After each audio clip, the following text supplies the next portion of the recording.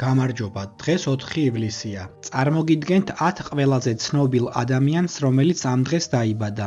1995 წლის 4 ივლისს დაიბადა ამერიკელი რეპერი, მომღერალი, სიმღერების ავტორი და პროდიუსერი პოსტ მელოუნი. 1807 წლის 4 ივლისს დაიბადა იტალიელი გენერალი, სახალხო გმირი, პატრიოტი და რევოლუციონერი ჯუზეპე გარიბალდი.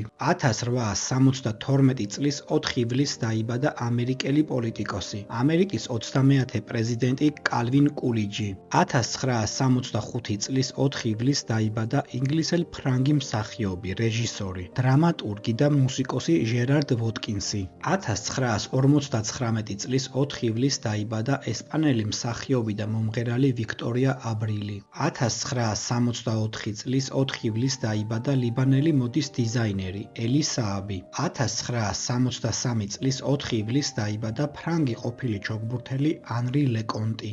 1991 წლის 4 ივლისს დაიბადა ქართველი ყოფილი კალათბურთელი ვლადიმერ ბოისა. 2013 წლიდან ის არის საქართველოს კალათბურთის ფედერაციის ვიცე-პრეზიდენტი. 1960 წლის 4 ივლისს დაიბადა ქართველი თვითნასწავლი ვირტუოზი გიტარისტი, მომღერალი, კომპოზიტორი, პედაგოგი და არანჟირების ავტორი, საქართველოს ღირსების ორდენის კავალერი, თბილისის საპატიო მოქალაქე თემურ ყვითელაშვილი.